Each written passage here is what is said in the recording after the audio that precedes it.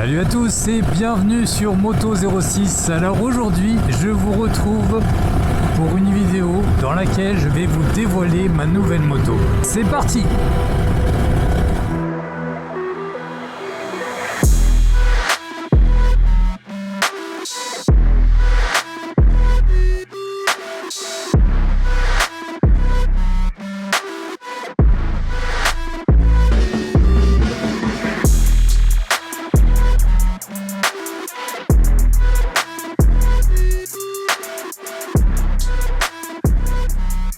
Ducati Street Fighter 848 de 2012 dans sa couleur noir mat magnifique. Alors il faut savoir que ce modèle se trouve aujourd'hui en occasion sur le Bon Coin par exemple entre 6500 et 8500 euros selon le kilométrage et les accessoires. C'est important de regarder les accessoires car ce modèle n'étant plus fabriqué depuis de nombreuses années, on a du mal à se fournir pour certaines pièces, par exemple les capots de selle. J'ai trouvé le mien sur le Bon Coin à un prix vraiment pas raisonnable. En revanche, tout ce qui est sortie d'échappement, par exemple de la marque Terminioni, se fait encore neuf.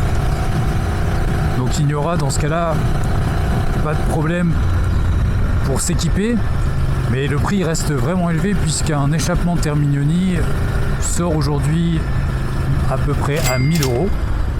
Il en va de même pour le quick shifter de la marque Ducati, bien entendu. On le trouve encore en pièces neuves aux alentours des 250-300 euros.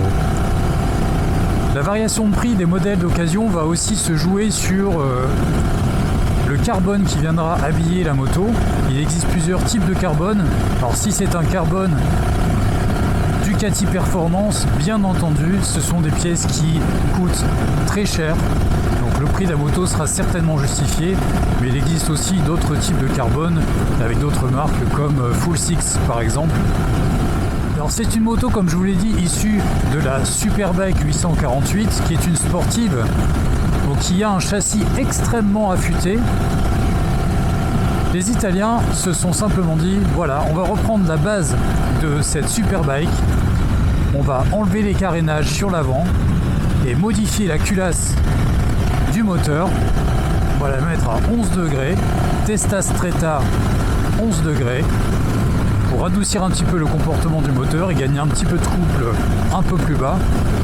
Un grand guidon et voilà, Street Fighter 848. Ils auraient pu l'appeler 850 tellement le moteur cube proche des 850. Tout ça pour dire que c'est une moto qui est extrêmement affûtée puisque le châssis est dérivé d'une sportive, le moteur est dérivé d'un moteur de sportive, le freinage est aussi celui de la sportive. En bref, vous l'avez compris, c'est une moto qui est très exigeante. D'ailleurs, sa position de conduite est largement basculée sur l'avant pour un roadster. Et la plupart des motards qui l'achètent d'occasion changent le guidon contre d'une autre marque comme Rizoma qui va relever légèrement les poignées de 3 à 5 cm pour une position de conduite au quotidien un peu plus confortable. Pour moi, ça n'a pas d'importance car c'est une moto loisir. Je roule avec en balade, le week-end, en semaine. Mais en général, ce sont des trajets relativement courts. Je ne fais pas des balades de 200-300 km. De toute façon, ce modèle étant équipé d'un petit réservoir, le maximum d'autonomie que j'ai constaté, c'est environ 200 km. Donc un moteur qui a vraiment la pêche, qui développe 132 chevaux en full avec 9,5 m3 de couple. C'est vraiment un foudre de guerre. Dans les accessoires aussi, il y en a pas mal qui rajoutent un pignon de sortie de boîte avec une dent en moins car c'est une démultiplication de sportive. Et il se trouve que on est relativement embêté entre deux rapports, notamment dans les ronds-points où la première tire trop court et la seconde, la moto va brouter. Comme tout bon bicylindre qui se respecte, bien entendu, à bas régime, en dessous des 2000 tours minute, on n'y va pas. La moto a un comportement de cheval fougueux. Pour ma part, j'ai monté en accessoire des grilles de protection de radiateur, car le radiateur, notamment celui d'en bas, est très exposé. Le quick shifter officielle de Ducati. Il y a une prise prévue à cet effet et il n'y a qu'à le brancher. Le capot de selle que j'ai trouvé d'occasion. Et dans les prochaines modifications, j'aurais aimé mettre des clignotants LED par exemple et peut-être quelques touches de carbone. Le freinage de cette Ducati est surpuissant. Nous avons des étriers Brembo 4 pistons à l'avant qui pincent des disques de 320 mm, c'est largement suffisant, il n'y avait pas d'ABS à l'époque. Et croyez-moi, le mordant et l'attaque de ce freinage est vraiment démentiel. On le voit, c'est aussi un mètre cylindre de frein de la marque Brembo. Le frein arrière freine très bien pour un roadster, il ne fait pas de la figuration.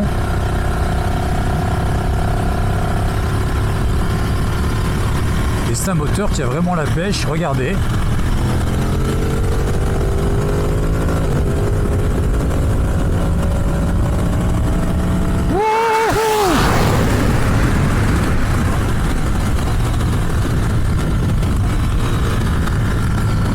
Incroyable. Ça tire sur les bras. J'ose même pas imaginer sa grande sœur 1098.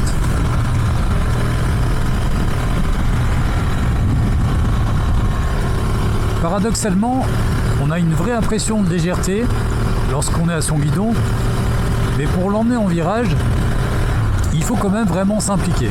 C'est un châssis qui est très exigeant et il faut adopter une position et la contraindre légèrement lorsqu'on veut placer une courbe avec une vitesse soutenue.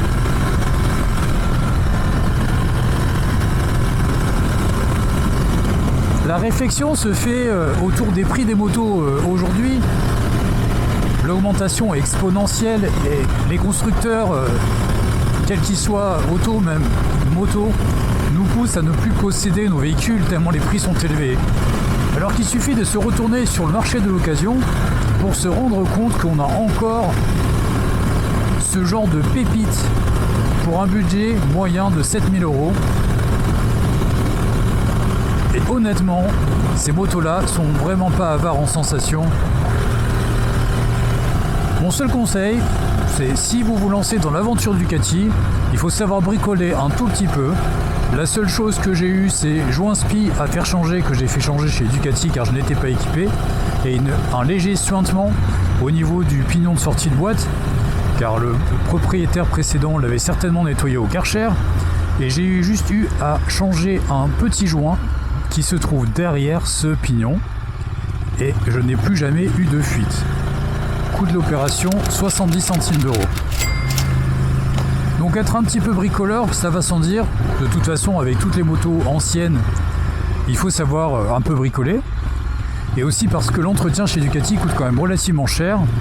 Si ça peut vous éviter de laisser des centaines d'euros juste pour faire un entretien qui est très simple, puisque vous l'avez vu, hein, cette moto a un moteur qui est très accessible.